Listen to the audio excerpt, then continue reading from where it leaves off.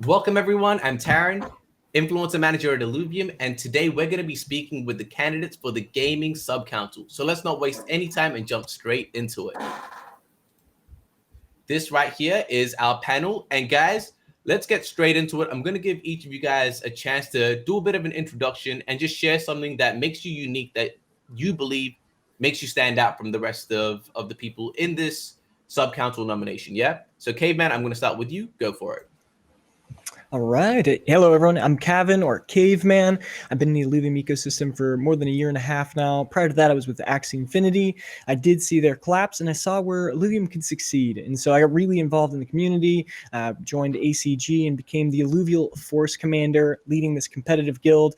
Several of the other candidates here were actually in that guild, and we quickly took over the space in PB1, being the dominant guild in the space.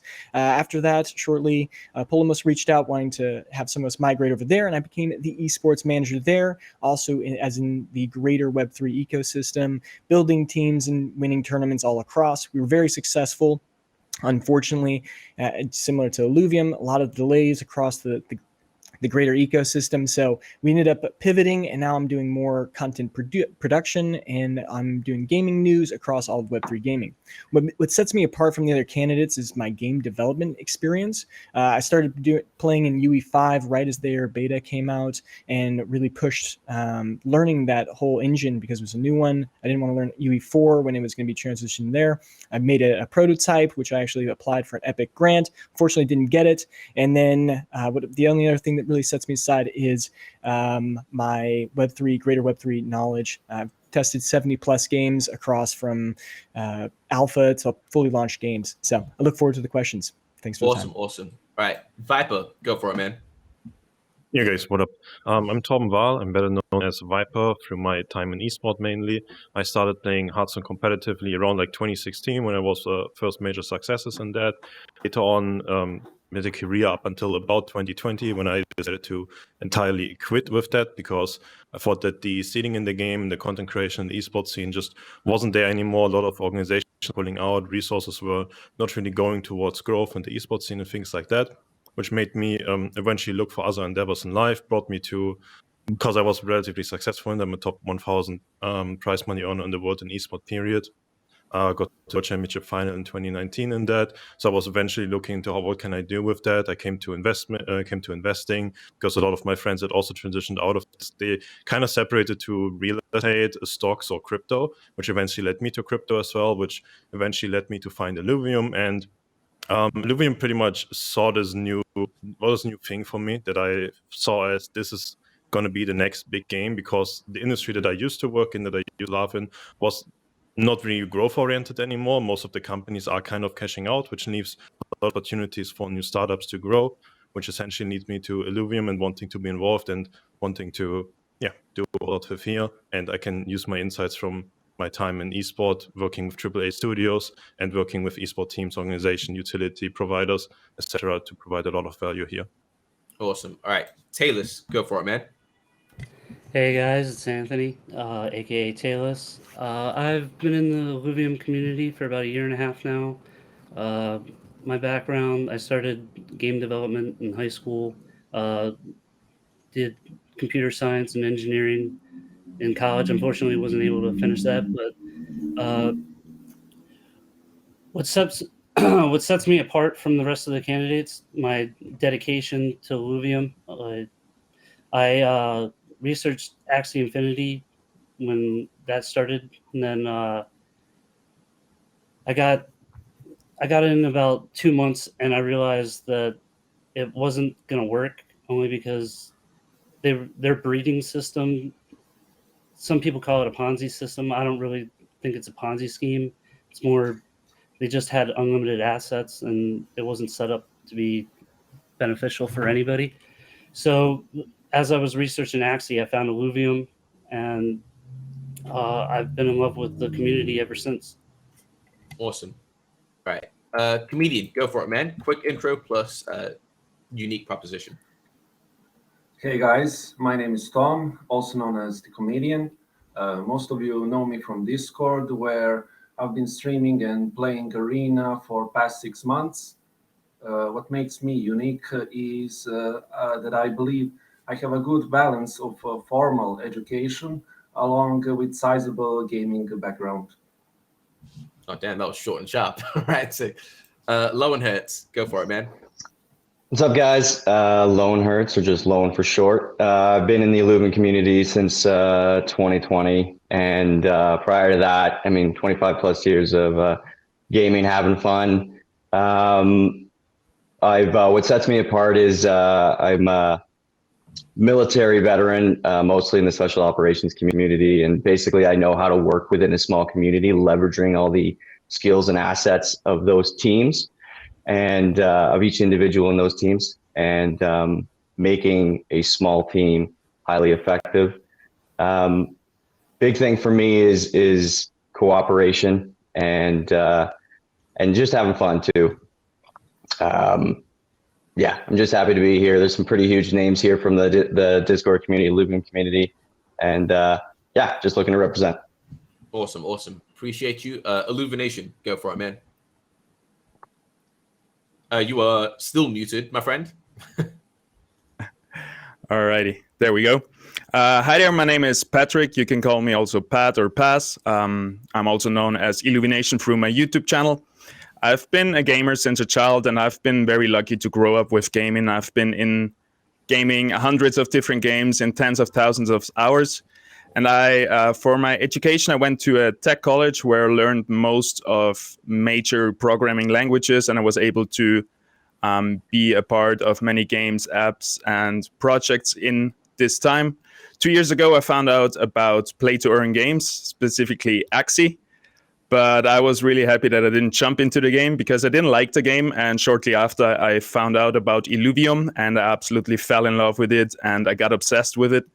My obsession you can really see through my YouTube channel, where I have around 400 videos about Illuvium, especially for gameplay and guides. What makes me specifically unique is my ability to understand and work with basically anybody, even in stressful and heated situations. In my work life, I've been, for example, a medic working with with people with disabilities. As a software tester, I've been in cooperation with the software devs. I've been leading door-to-door sales teams, construction work, where if you don't have good communication, somebody's going to get hurt. And in recent years, I focused more on teaching people as a snowboard instructor and also through my YouTube channel. So when teaching, it's really important to understand the other person and be able to put yourself in their shoes and to find a way to communicate things on a level that they can receive it and they can receive the input. So I think I'm able to be very collaborative with anybody, and remaining calm in heated situations is something unique that I bring. All right. Okay. Thanks, man. S-Shot, go for it, man. Hey everyone, it's Steven, or you better know me as Uschud. I'm a professional crypto trader and Web3 gamer. I'm also the manager for the Illuvium team for Xborg Esports. And all of you know I'm one of the top players in the Illuvium arena.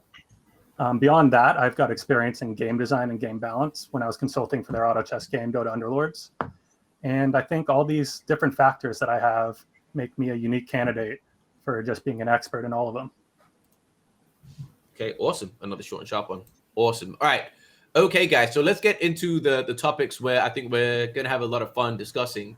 The first one, all of us being gamers, is what do you guys believe are the key gameplay elements that make games fun and engaging? And how would you apply this understanding to propose, ideate, and recommend gameplay-related proposals for Illuvium? I'll start with you, Illumination, and then we'll go back around.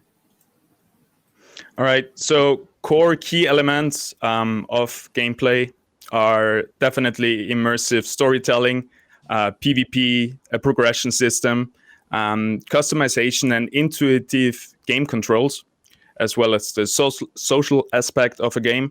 But all of those things are covered by the dev team, basically. Like, we have the Illuvium labs behind us, and we don't need to reinvent the wheel. We need to be of help to improve and polish the game and specific elements of the game. And we need to identify which of those key elements need improvement to find the little things that make a big impact.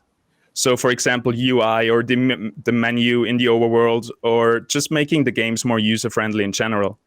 So in some way, I think we are going to be, in part, the extension of the Q&A testing team to find really the most important things that need improvement, while also considering the team input, like how much workload will this improvement make and how much extra work will the team have to put in, especially now that we come closer to a launch.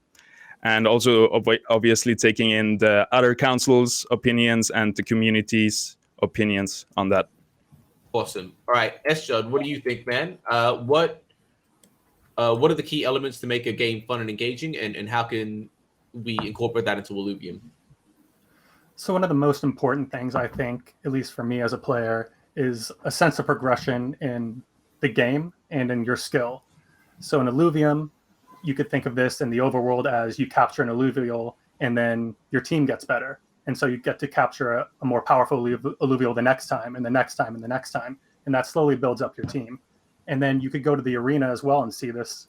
And you may play one match, get a little better, play another match. And then you see your rank rise up and rise up. And I think that's really important for players to see. And it makes them feel like they're actually achieving something. And so having a leaderboard system where you could actually reward players with in-game assets or the ILV token is something that I'd be focusing on when making proposals. Awesome. All right, Lowenhertz, your thoughts here, man. What makes the game fun and exciting and engaging, and how can Illuvium use this? A big thing already mentioned, like lore, progression. Big thing is the gameplay loop. Whether I'm playing for 10 minutes or an hour, the game should feel rewarding and engaging. And so similar to what the last two guys said, a day one player should look and feel different than a 1 year player, a 2 year player. So there should be a sense of progression. The guys on the leaderboard, we should know their names and they should be sought after in terms of the way they look, but also like the way they're rewarded for that. So yeah, getting out of the way of the developers, letting them do their thing, but advocating for the community in making the game rich and fulfilling for years to come. Awesome. All right, Caveman, your thoughts here, man. What makes a fun and engaging game, and how can we incorporate that in Illuvium?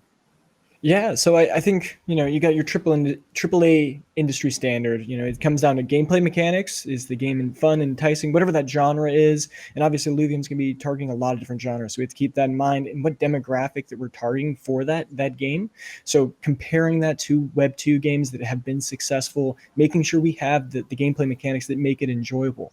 The next is that storyline and lore that other people have alluded to, and that's honestly something that we haven't seen much of in the Illuvium ecosystem, and that's maybe a good thing right now. We're trying to keep that under caps. We don't want to release too much of that, but I think having some more of that visible could definitely help. And the third element is graphics and audio, really making an immersive experience, taking you away from your meat body so you can actually go out there and enjoy a game, get away from the real world. I'd like to also mention, and this is, I'm doing a YouTube video on this later, of this new higher tier. For a crypto game to be successful, we have to have that AAA standard, but also have this fourth A, what I'm terming right now temporarily, and that's the economy. We have to have an economy that's sustainable. And if we look at Web 2, I'm thinking like CSGO. They've managed to reach that 4A standard because they're selling skins for over $200,000. So finding gameplay elements there that make the game engaging all around. Awesome. All right, Viper, your thoughts here, man. What are the key elements to make a game fun and engaging, and how can we use that in Illuvium? Yeah, on the broader side of what makes the game fun and engaging, there's no one shoe fits all. Gaming is a very wide variety where pretty much a game has a brand, has an identity, it has core values and things it stands for, has core values and things the community stands for and that the people like and enjoy doing. That is why they're driven towards, that's why they stick with it as well. So the important thing, and I think that's the big part where Illuvium can really, really shine, is that Illuvium, due to the interoperable assets in the ecosystem, you don't only have to cater to one of those brands, one of those communities, one of those values. You can create multiple diverse different games that cater to various audiences while not diluting your current player base into things like we've seen almost unsuccessful. We tried Hearthstone, kind of like diluted their player base with the Autobet and the card game. And kind of a lot of our companies try to make their games for the one-fit-all thing, which doesn't work. They just keep diluting their players. Illuvium has the potential to introduce various games and not try to fit more and more into one game. So this is going to set Illuvium apart, and this is the main thing to focus on. So we shouldn't try to essentially enforce things that go against the current values, the current brand. We should just adapt to it and embrace the current values and brand, and then add to it with multiple game genres instead of attacking the current form. Awesome. All right, Taylor, so your thoughts here, man. What are the key elements that make a game fun and engaging, and how can we use that in Illuvium? Well, I mean, we have to separate them. So we have the 3 games. We have the Overworld. We have Illuvium Zero, and then we have the PvP. So Illuvium Zero, we got to make that graphics and the sound have to be excellent. Compatibility has got to be really good. We got to be able to get as many phones as we possibly can. To make that engaging, we have to be like any mobile game. We have to try to keep the loop fun, engaging, keep them wanting to spend money. And all right, so that's pretty much Illuvium Zero. Overworld, graphics, lore, gameplay loop, like everybody said. We want to push the boundaries on that, though. Like for the start, we're going to have the same system from PvP. We're going to work to make the overworld have alluvials active in it. We have to get some NPCs in there. I think lore related, that doesn't really fit right now because we're going to be crashing into a planet, so nobody's going to be there. So that has to be explained, but I'm sure that'll be explained in the lore really early. We have to try to keep it so that way everybody is fun and engaging, just like Illuvium Zero, but we want to add new gameplay mechanics as much as possible. We have to work on a good end game system. PvP, as others have said, leaderboards, incentivize people to keep playing it, gameplay loop again.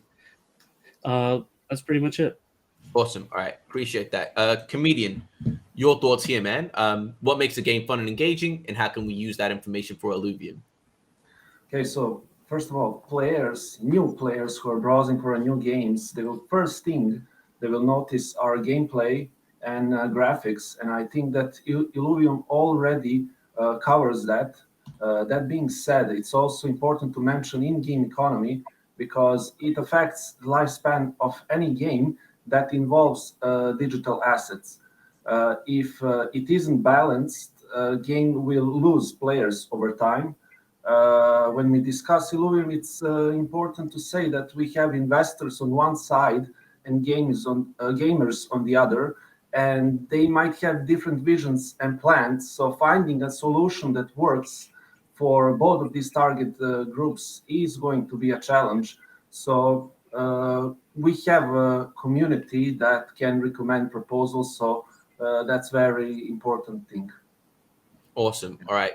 Amazing. All right. Thanks, guys. So let's move on to the next question. I think this is a chance for you guys to really showcase your experience in I won't say just playing games, but in the gaming industry. Can you guys please discuss a bit about your experience in regards to researching different games and genres, including major games in Web3? And how do you think this knowledge is going to benefit your ability to make recommendations that appeal to a diverse audience? I'm going to start with Taylor, and then we'll go back around. Well, so I researched Axie, as I said earlier. Gala Games, I researched a lot of their stuff. I didn't really like their node system.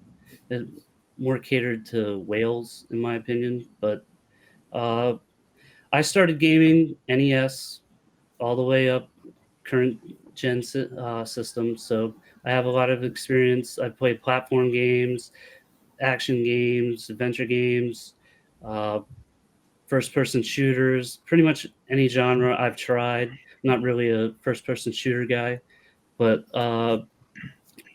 with the Web3, I think we have to worry about Web3 at the beginning for the investor side, and then we're going to work to Web 2, and pretty much we have to keep it as fun as we possibly can. Awesome. All right, comedian, I'm gonna bring you in, man. What are your thoughts here? Like, can you share some of the experience you've had researching games and genres, and how's this knowledge going to help with your recommendations for Illuvium to appeal to a large audience? So Web3 gaming space is relatively new, and there still isn't a game that has successfully attracted Web2 gamers. The most famous Web3 game turned out to be Massive Ponzi, so there's no standard to begin with. However, with Illuvium, Illuvium has a chance to bring players from a traditional gaming space and establish new gaming standards. With multiple game modes available, I think that everyone will have a chance to find something that suits their needs, regardless of their age. Awesome. All right, Viper, your thoughts here, man. Can you share a bit of your experience regarding researching different games and genres and how this knowledge is going to help appeal to a large audience? If it comes to researching Web3 games, the first Web3 game that people pointed me towards back in my Hearthstone Pro career even was Gods Unchained. Was essentially, this is a card game, you own your things. There was even some jump with Blizzard, and the Gods Unchained devs were like really nice and helpful towards one of the players that was involved in that. So like a generally positive perspective on that. As a game quality standard, though, that game didn't really match what Hearthstone's I don't know, just like AAA state was back then. And then getting more into crypto, involved with Illuvium, getting involved with Caveman and Polymus. Caveman has pointed me towards multiple games that look pretty interesting. I've taken a look at all of those, played some of them a little bit. And it's the same story again, just the AAA quality is missing still. And therefore, I don't think that researching what the current games are is helping them much, because they're all lacking in what we need from, I don't know, like the adoption point. They're not user-friendly, or they're just quality-wise not up to date. It's more like indie games pretty much, and you just bootstrap them with the crypto funding. So I don't think it's too relevant. It's more relevant that we understand the ethos that the people involved in crypto have, and that we understand what are the core values of people that are interested in ownership, in Ethereum, in Bitcoin, and all those things. We can apply that, which basically means free market economies involved in the games, which I think ultimately speaking is a more user-friendly system. And crypto as a whole kind of just tries to educate people and uplift with that. So I don't think that we have to dumb down games. We should implement better tutorials and ways to educate everybody. And that should be the main goal, to apply on those things. Awesome. All right, Paz, I know you wanted to jump in here, man. So what are your thoughts? What are your thoughts on this topic? I really like the practical approach that people explained here. I like to do that myself, like playing the actual game, and then also talking to the people who play the game, and get as much player feedback as you can from, like, be it Discord or be it social media, and always the pros and the negatives. And you can really learn a lot from that. You also need, of course, the data side of the research. So you can use tools like Google Analytics or Unity Analytics or Steam Spy to get more the data for your research. And also the demographics are really important to see why, for example, this gender is attracted to this game, or this age group is attracted to this game. And then we can use this information to really figure out why this happened, and then we can apply it to our own features where we want to attract specific key audiences. One thing about what Viper said, I agree that most of the Web3 games we shouldn't copy, because they have failed for some obvious reasons. But I think all of them still have something that we can learn from that they didn't. Like Axie is pretty shitty game, I feel like. But there is still things in there that we can learn from them and take from them, because they adopted like so much of people, like most of us got into play-to-earn games from seeing Axie for the first time. And I think we can learn even from bad project or failed project. We can still pick out the things that they did very well. Like they still have those things. All right, Lowenhertz, what are your thoughts here, man? What's your experience with researching games and genres, and how's that knowledge going to be helpful with appealing to a wide audience? Well, I think when it comes to Web3 gaming right now, the standard isn't set. Myself, like a lot of the guys in here, got rugged by Axie. But lessons learned from that one is understanding, like, research the team. Don't just buy into the hype. Know, like, what is their 6 year or 6 month plan? What is their 1 year plan? What is their 10-year vision? right? And so following a team like the Warwicks and the passion that's behind them, that's where I got bought into Illuvium for sure. And then seeing the transparency that they're willing to show the gameplay. I mean, that's how you're going to appeal to the gamers, right? And when it comes to a gamer, that's how I got into Web3. I was a crypto investor before NFTs came along. I didn't understand them until I saw like, oh, you can own your assets in a game.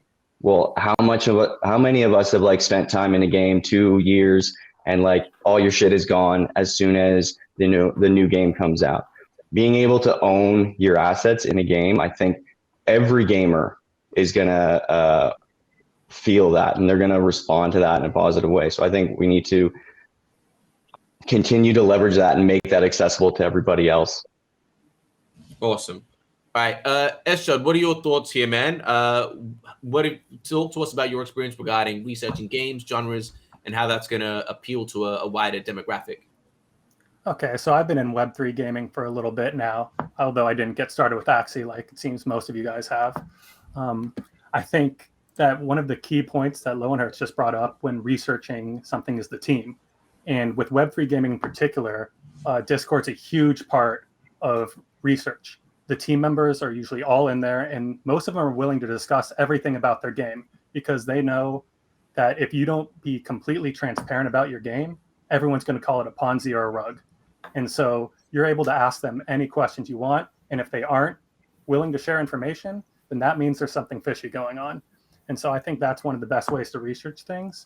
And just being around all these Discords of many, many different games that have both succeeded and failed, I've come across all different types of player, whether they're the ones who want to play competitively, or they're the ones who are just there to make a quick buck, or if they're just trying to have fun, because at the end of the day, it's a game and we're still trying to have fun here. And so I think using all of these things, I can kind of see the perspectives of different people and how they want to approach it.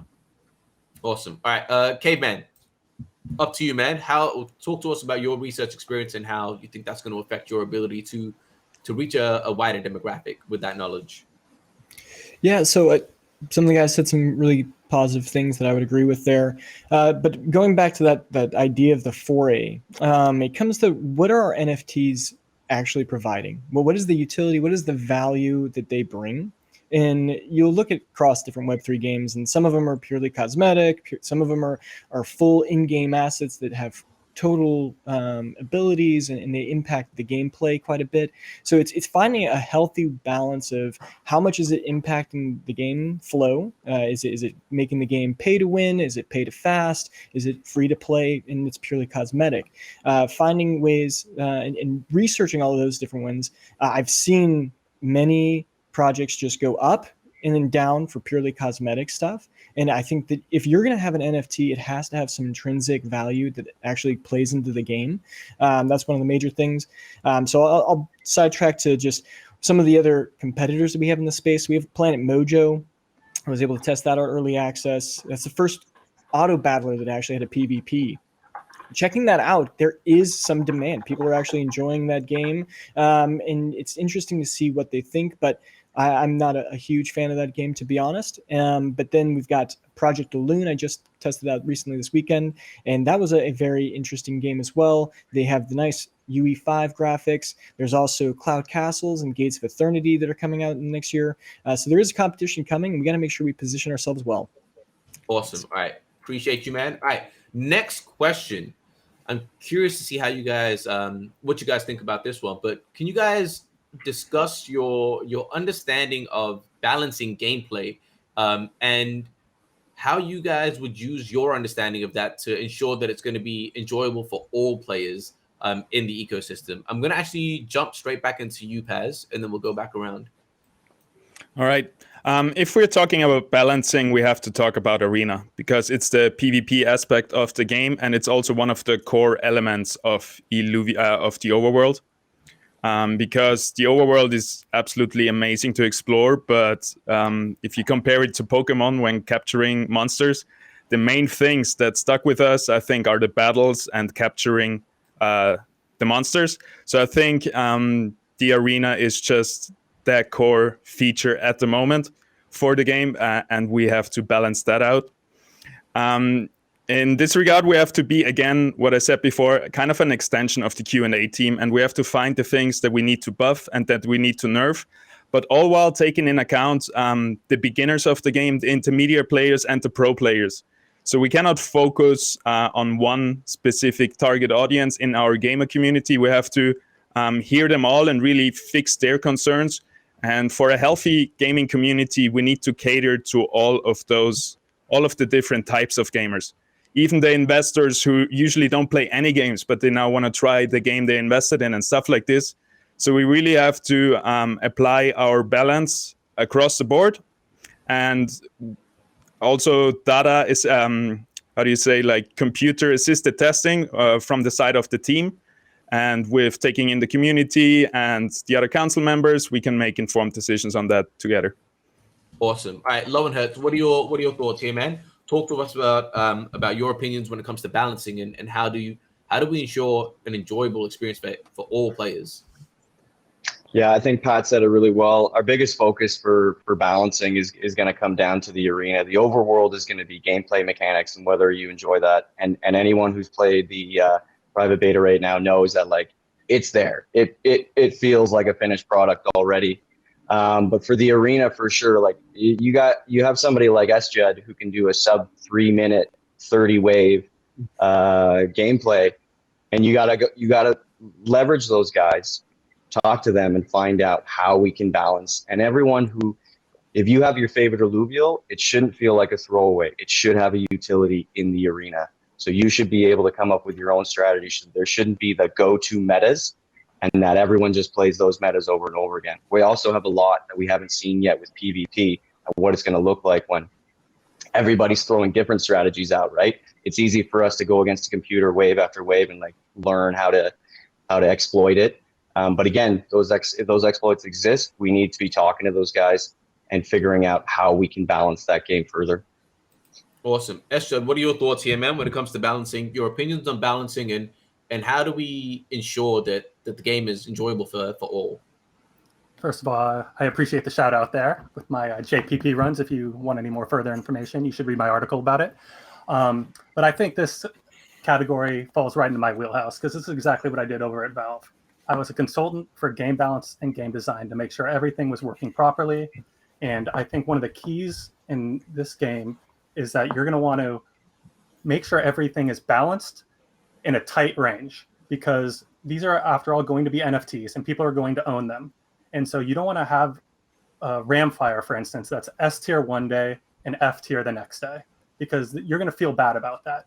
So I'd rather have a game where everything's kind of scrunched into like the B, C tier, like they're all evened out. And so I think that's the best way to balance the game. And that's going to be more enjoyable for players from both an economic and a gameplay standpoint. Awesome. All right, Caveman, your thoughts here, man, when it comes to balancing, and how do we ensure an enjoyable experience for all?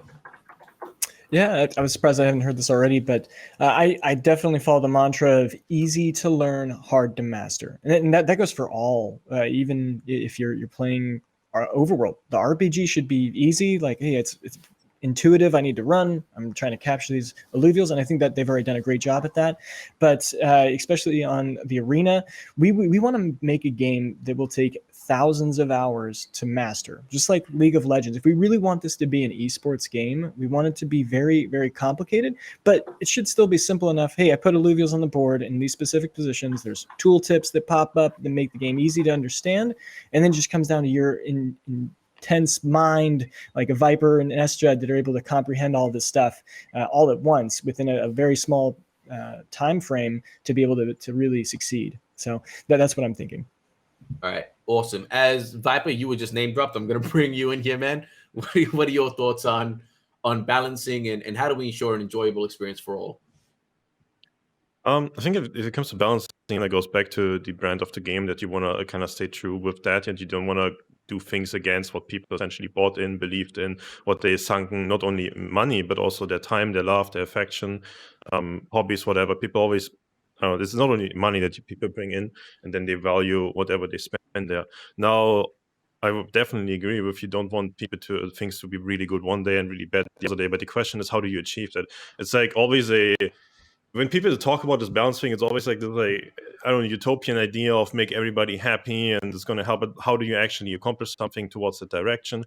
You pretty much want to strive towards a rock paper scissors kind of thing, where everything that exists in the game has like a counter. Because what does matter? What does balance mean? It's the majority of people plays A, then people figure out B beats A. More and more people start playing B. At some point, more people play B than A, and then people figure out C. C beats B. Maybe C loses to A, and then some people figure out some wildcard things in between that are really good at certain like percentages of A, B, C in the meta right now. And that is how balancing the game should work. It should be like a self-balancing system where everything kind of has counters and goes against others. So the game is not stale, and these percentages on what is being played kind of changes over time again and again without having to do any input by the company dramatically changing numbers or things like that. Awesome. All right, Taylor, so what are your thoughts here, man, when it comes to balancing? And again, how can we use this information to make it enjoyable for all? I mean, damn guys, leave some meat on the bone. But pretty much everybody's said everything about Arena, and I agree with that. So I'm gonna jump ship. I'm gonna go to Illuvium Zero. We have to get the balancing on that. That's where all of the economic side of everything for the IBG is going to be taking place. We need to get the fuel balanced, because if one day one fuel is at the top of its rail, if we do the rail system, if it's at the top of the rail and it's costing a lot of money to travel, I mean, maybe people will buy buy shards and then or buy everything to do crafting. So we need to do as good of a job helping the dev team to try to figure out that balancing issue to be able to make Illuvium as successful as possible. Awesome. All right. Lastly, Comedian, what are your thoughts here, man, when it comes to balancing, and how do we use that to make it enjoyable for all? So many gaming projects actually failed because of lack of balance and lost their player base. So when we speak about Illuvium, I believe that main focus should be on balancing the economy in general. We need also to have a closer look into the Illuvials, classes, affinities, and make sure they're all balanced. If something is imbalanced and in need of adjustment, community is there to step up and make their opinions known, whatever something requires buffs or nerfs, because if we have more proposals, that will increase our chances to improve gameplay in general. Okay, thank you. And I think Caveman, you wanted to jump back in and add a little bit more here? Yeah, I just wanted to also tap on, like, as we are developing this game, we need to really define scarcity on how everything is developed. I think that's gonna be a huge part of balancing, is how often is this rock or this deposit or this alluvial being produced, and I think that'll be a key part in it as well. I did want to touch back on S. Judd's point of keeping it in a tight-knit thing. I think he meant, or at least I would agree with also, like if it's a tier 5 alluvial, all tier 5 alluvials are very similar in the value of their NFT. So that was the only thing I was gonna say there. Thanks. All right, cool. Paz, did you want to, I think you wanted to jump back in as well? Yeah, I just wanted to come back to Viper's point where he says it should be kind of a rock, paper, scissors scenario where you have things that counter each other. And I think that's also a big focus of the team, as we heard saying Aaron many times. It's supposed to end up being something like a speed chess type of game where you have to make decisions that counter your opponent, even in like thinking many turns advanced in a short term of time. And I think to balance it all out best is to give everything viability in order because it can counter another strategy. Okay, awesome. And S. Judd, I think you wanted to jump in and just clarify what Caveman was saying. Yeah, I realize this might have been confusing since Illuvium does use tiers as one of their in-game usages, I guess. But when I was talking about tiers, I meant in terms of like a rating system. Like when you rate units, you're going to go from like an A to F system. But you also brought up a good point in that I do think all the tier 5s should be equal in power. I mean, everyone knows how much I hate Blazonite. That unit sucks, and it's the worst 90 gold unit. And so that needs to be bumped up. So you're right that units in tiers do need to be about equivalent. Okay, and Viper, I know you wanted to jump back in as well. Yeah, I just wanted to elaborate that pretty much everything that people said, like the game should strive towards, alludes to that we want to strive towards some like free market-ish scenario where everything more or less adjusts to itself, and people, I don't know, through supply demand, through changes in the game, then you adjust what other units you play, how else you position, whatnot. All of this kind of alludes to free market optimizing and balancing, and that's a big advantage that Illuvium has over a lot of the traditional games, where we have a lot of free market things that we can implement through the nature of blockchain. We can make balance of pools for fuel and prices. We have a free market trading system. Somebody wants to sell things really cheap. Nobody wants to sell like all this. Essentially, all of the price points and also the meta-relevant things, it's going to come down to players figuring out what to do and what not to do.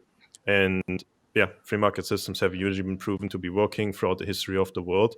And every Web2 company is driving towards going more and more towards that direction because it's just more beneficial for them, but they struggle to implement it in a lot of ways, which again, with Web3 and blockchain tech, is a lot easier to do. Awesome. All right, man, I appreciate that little back and forth that we had there. Moving on to the next question. Again, a bit more about your expertise. Can you guys please share how you guys stay updated with the latest trends and advancements in gaming, and maybe provide an example of how one of these latest trends has affected your decision making when it comes to gaming, or an understanding of how a game should be developed? I'll bring you in, Caveman, and then we'll go back around. Cool. So yeah, I'm really lucky working with Polemos. I get to do this as my day job, just researching solely Web3 games. On the traditional side, I still love games in general. I've been playing Honkai Star Rail, before that Hogwarts Legacy. So I'm always playing the new game. I'm going to get Star Wars soon. I know TSG is playing that. But really if we want to point out an example of what I've actually had the chance to change, is the Harvest. This is a FPS game in Web3. It's this nice little four-team game, 3v3v3v3. They had a really cool concept, adding some stuff with like a leveling system similar to League of Legends. So it's like this MOBA FPS. And they had this really cool, unique thing where you collect essence, and whatever team had the most essence at the end won. So they had this cool concept. They were kind of scared with how Web3 was kind of collapsing, and so they tried to change it more to like the typical battle royale, where this ring that shrinks, and that works, but it only works on big maps. And so I was able to like point this out, told them, hey, this is a really bad idea. And once they launched that update, their whole player base kind of died off. And so I had a lot of talks with developers, and they actually totally returned. And a lot of the community members have reached out saying, thank you for doing that and speaking up for the community. So that's just one of those examples. But yeah, just really just being in the Web3 space, I've played a lot and keep up to date with everything. Thanks. Awesome. All right.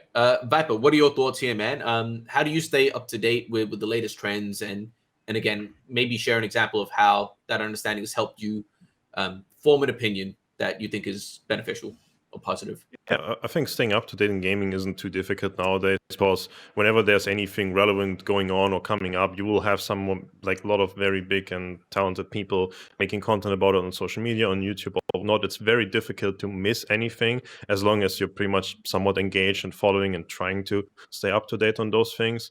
What have, like, how did I impact something in the gaming world? I've had a lot of, I was able to give a lot of input to the Hearthstone esports team and how they were setting up the Grandmaster League, which was the highest esport league in Hearthstone, was 2019 to 2022. I was part of that from inception to end, and essentially it was really that is like one of the teams at Blizzard where I could say they did a really good job. They took a lot of feedback. They were talking to us all the time and trying to figure out how can we make things really good on audience, how can we make things better for you as a players, what input can you give us on the competitive systems and how it works. And then I was one of the early systems, was essentially very heavy on the tournament, also very heavy on the preparation part, so that the actual game was very one-sided almost all the time. So it was not really great from a viewer perspective, because, well, people just look into the game, it's like, this deck is going to win against this other deck. So that was, for example, one of the inputs, how I don't know, help them figure out how to change that system towards something that's a bit more viewer friendly. And from a competitor perspective, it also, due to the amount of matches, made it very coin flippy. So the whole thing was just not as grand and schemy, and you couldn't make many cool stories with it and so on. So I was happy to give a lot of input there. Awesome. All right. Appreciate that. Lowenhertz, your thoughts here, man. How do you stay up to date with all things gaming? And maybe an example of when you've used that information to guide a decision in gaming. So I've got my go-to sources in terms of like, guys who play games, know games, whether it be Web3 or Web2. A lot of these guys from Web2 jumping into Web3 now, guys like Bryson, Stash, following them and seeing how their honest opinion about some of these games, but also just going to the Discord community and guys finding projects and jumping in, taking a look at those, doing the research.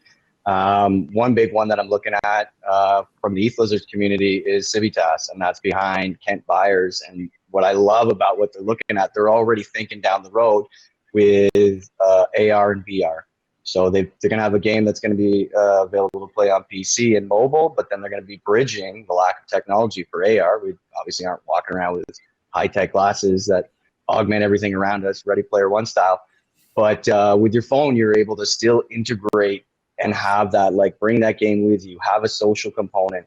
So I think as a game, we need to be looking at what that trend's going to be a couple years from now and start thinking about how we can integrate that into our current environment.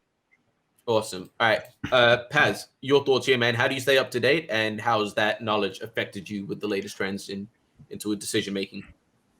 How I stay up to date is I like the practical approach the most. Again, like it's very similar to how a research game, like I like to be part of those new advancements. I like to talk to people who are in those new technologies and new games.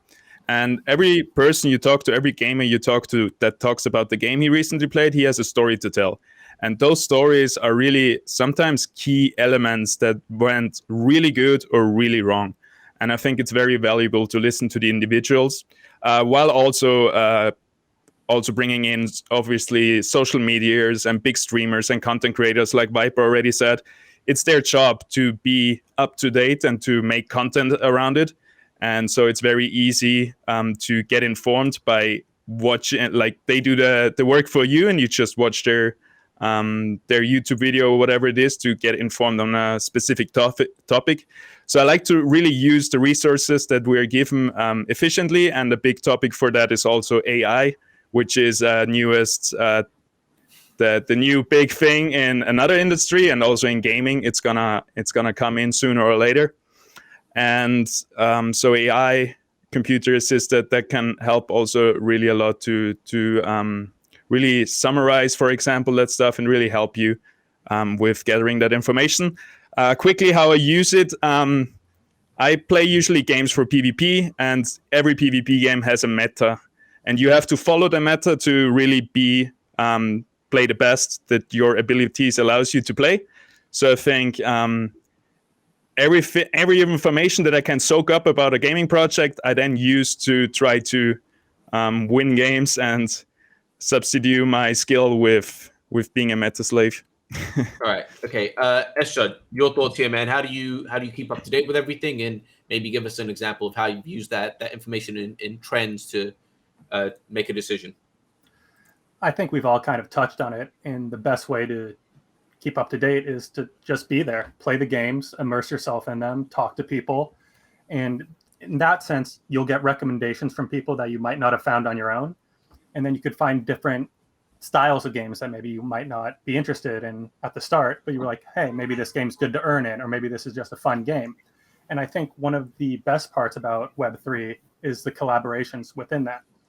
And for finding out new games and successful games, more importantly, I think Illuvium shows one of the best things, the interoperability of a game studio, where you could have multiple different games sharing assets.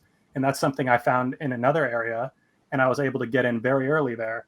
And because of that simple Web3 like idea, I was able to do some good work.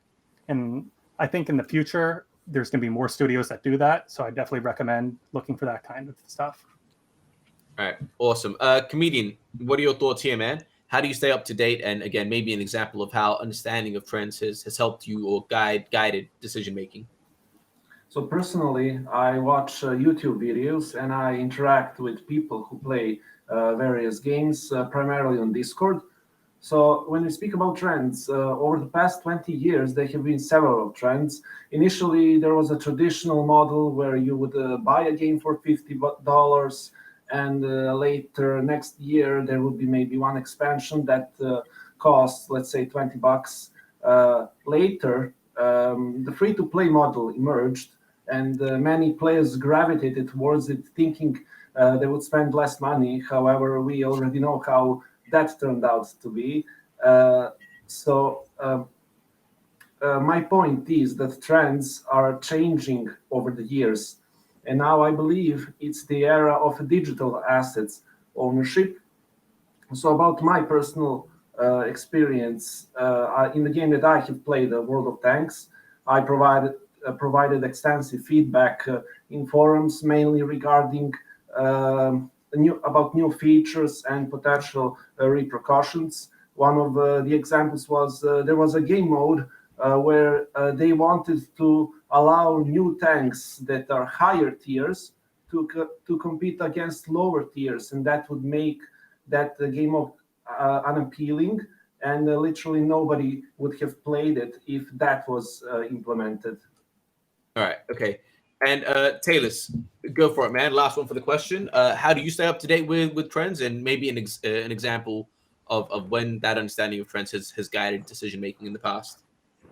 As everybody said, social media is the biggest tool. I watch a ton of YouTube videos only to see new end game features for different games. I want to see end gameplay loop and mechanics. I want to see how everything's evolving in the gaming industry. Like a lot of people are gravitating towards like the Dark Souls type battle systems, and which are really engaging. They're really fun.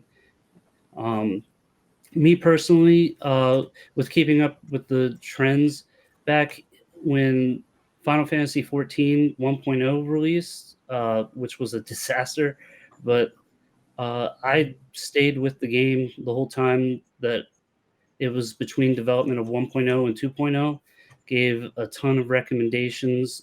Some actually were inputted, like some of the summoner stuff with having different, using the different like icons, like Ifrit and Garuda and Carbuncle as your actual avatar. So that's where I'm at with that. All right, awesome. All right, so this is a question that I'm sure a lot of the people are very keen to hear, but if you guys could please share what your expectation of the sub-council role is, and how you guys see that role developing as we get closer to the game launch, and potentially some of the challenges you think you're going to have to face. I'm going to bring Comedian in for this one. Expectations of the role. How do you see it developing, and some of the challenges you might have to overcome? Okay, so the next 6 months will be crucial for game development, just because there's a hope that a game would be out by the end of this year. So what we need to do is to pay a close attention to the proposals, and the community needs to be encouraged to submit new proposals, as they play a vital role in improving the game. Also, one topic I would like to discuss is the fuel. It's very important to establish standards. I know that the main focus for that's when we talk about fuel, that's the main focus for the strategy council. But I do believe that gaming and strategy will have effective communication to ensure that the best decisions are being made. Okay, awesome. Esjad, your thoughts here, man. What are your expectations of the roles? How do you see that changing? And some of the challenges you might have to overcome? So I think the first thing currently is we need to get all 3 games out in a playable state, and we need to get testing them, because that's the best way to get data for the team. And I think that's focus number 1, where if we see they have a build internally, we should be like, okay, is it playable? Let's get that released to the players. And then over time, as we get closer to launch, we want to make sure everything's optimized. Like Comedian just said, we need to make sure the fuel's on point for those players. We need to make sure the balance is on point, because that's right before launch, and that's the most important time period. And then once we get after that, the launch is going to go super smoothly. We all know it. And then we could start worrying about the future of the game, the future of the Illuvium IP brand. What's the fourth game going to be?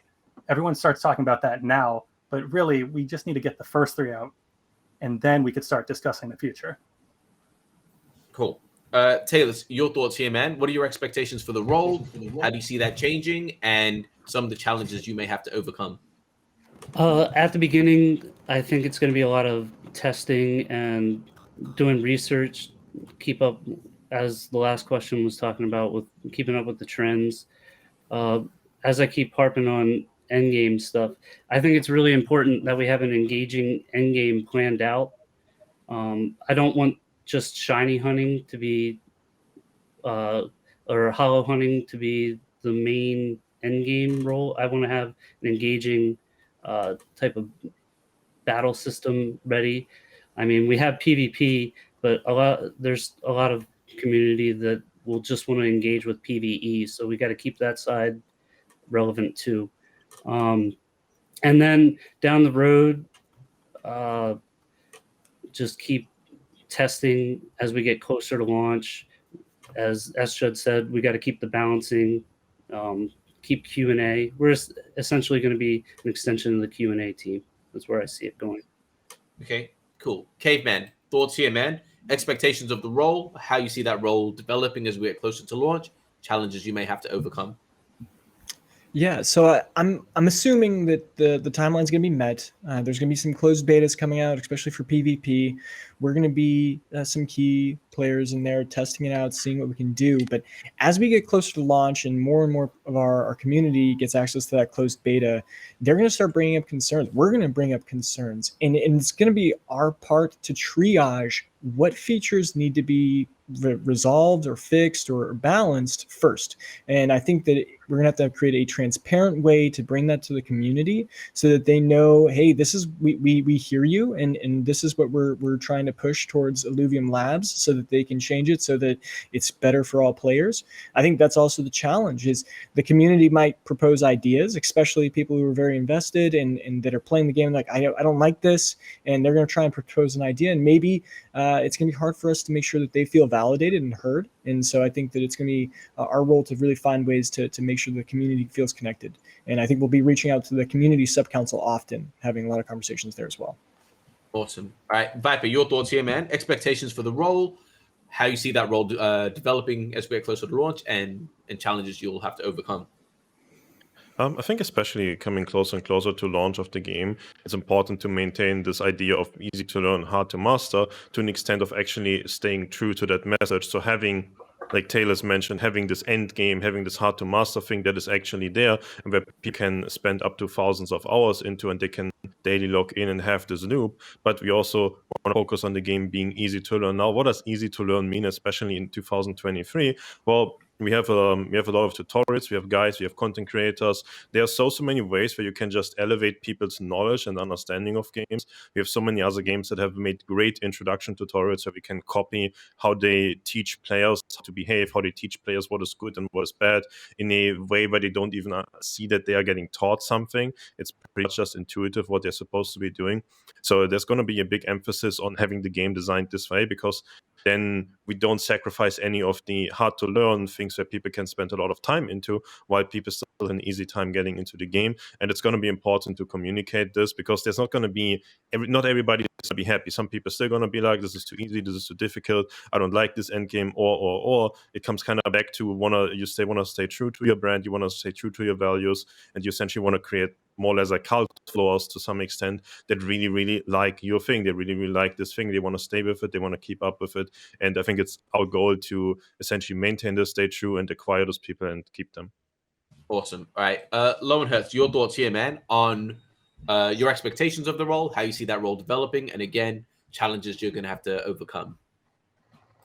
First and foremost, I think our responsibility is to advocate for the gamers. So for us, it'll be consolidating concerns and recommendations from the community and then presenting those to the developers. So they're not getting ones and twos, they're getting a concise, formal like report on what the community is concerned about.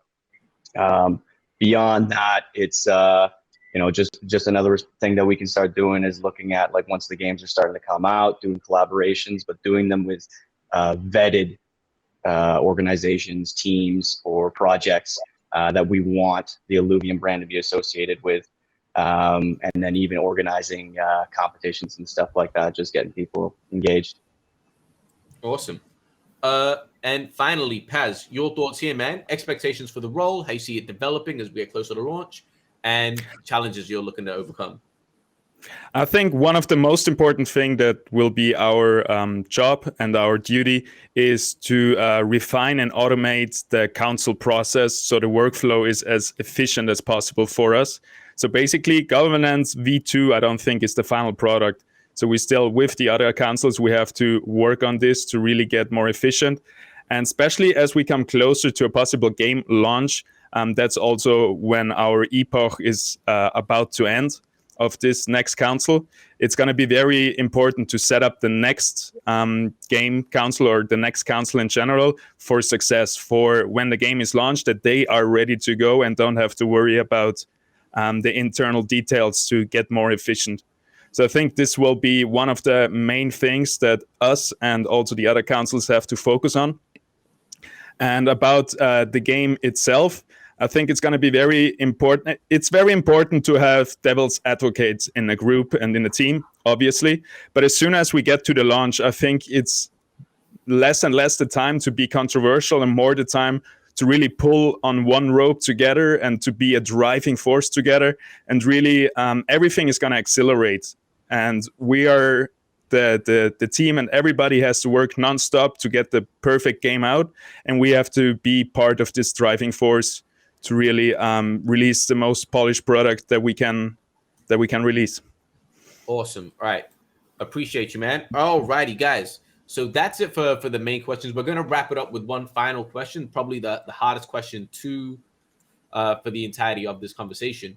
And that is, let's say that you guys don't get in, but you have the ability to guarantee a seat on the sub-council for someone else. Who would that person be and why? I'm going to start with Lowenhertz. Go for it, man. Let's say you don't get in, but you can choose one person to get a guaranteed spot. Who is that going to be and why? I think everyone's got value to add here, but for sure it's got to go to Caveman, just in terms of experience and what he's bringing to the community already. Yeah, nods to Caveman. Awesome. Caveman, I'll bring you up, seeing as you just got called out. I mean, called out, maybe. Yeah, well, I really appreciate Lowenhertz. This one was a hard one for me. Obviously, Viper's a Polemos bro, and SCHUD has one of the best plays in the game. So those two were definitely people I think of, but I'm actually going with Paz. I think we need someone who can mediate and work with all levels of gamers, and I think he's someone who does well with casuals, does well with the moderates and the hardcore esports players. I think that he also brings an element that'll be moderation to this council, which can have some personalities, including myself. Some of us are very top tier players, and we have strong opinions, and we're vocal, and it can be hard to talk to some of us. And I think that he's someone who can really work between those people, and we'll make sure that we're getting proposals that are presented to the main chamber in a really well polished way. Awesome. All right, Paz, go for it, man. Let's say you don't get in. Who would you like to? I'm gonna blush, man. Thank you very much. I really appreciate the kind words. I think Caveman and Viper are a great match for the Gaming Council. It's really hard to pick and choose between them because Viper is bringing... I have to. All right, let me just wrap it up. Viper is bringing his pro gamer experience and a very logical understanding of the gaming aspects. And Caveman is being a jack of all trades regarding Web3 games and staying informed and involved with most of them. And those are two really important traits that we will need to have on the team. If I had to pick somebody, it would be Viper, but yeah. Just one more thing in general. I I think everybody in here and all the other sub-councils comes from a place of passion and good faith, and they want the game to succeed and the project to succeed. And the hardest part for all the council will be the internal collaboration and the productive workflow. And I'm glad we have so many engaged and smart people in the space, in this epoch, and it will lay the ground for so much good that is to come in the future, no matter who gets elected. I think everybody is very, very a good candidate. Awesome. All right, Viper, go for it, man. Let's say you don't get in. You've got one shot. Who's getting that seat? Yeah, I think under the precondition that I'm not getting in, if it comes to competitive gaming experience, I think Comedian has the most experience in like a high tier game that also has esport and a lot of competitive people on ladder and so on. So it's pretty, a lot of people are passionate and they play it, and he's been performing really, really well in that. So I think that if you want to have this competitive experience, some insider knowledge on how those things work, how the people tick in there as well, and you want to be able to get some feedback on, just like the competitive aspects of the game and so on. I think Comedian would be my pick then if I'm missing. Awesome. All right, Comedian, go for it, man. Let's say you don't get in. You got one shot. Who's got that seat? So when we talk about gaming council in general, I think that we need someone with professional experience in a game that has remained popular to this date. We also need a person who has good relations with the community as well as the dev team, and that person, in my opinion, is Viper. Awesome. All right, Talus, if you don't get in, you got one guaranteed seat. Who you giving that to? We're all qualified. I think everybody, as Paz said, everybody's got the passion and love for Illuvium. If I had to choose, it would probably be Viper. I like his experience. I also like that he doesn't take crap from anybody. He doesn't care that people don't like his opinion. He's still going to voice it. So I'm right there with him. All right, understood. S-Judd, if you don't get in, man, but you can guarantee someone else a spot, who's that going to be and why? I think this one's pretty obvious. It's Caveman. I think he's the most well-rounded person here. He's done a lot of great work, even if he hasn't been around Illuvium in the past couple months as much. He still has that superb knowledge base as both a player and just knowing the whole ecosystem. And just all the work he's done at Polemos and researching all those games is super valuable to have for the community and for the council in particular. Awesome. All right. Well, I appreciate that, guys. So guys, thank you all for taking the time to have this conversation. I hope it was good for you guys as a way to really show your expertise in the field. And for everyone watching, I hope this was helpful, insightful, and valuable to you guys as well for you guys making your decision to who to vote for. But anyway, I want to appreciate all of you guys, and we will catch you guys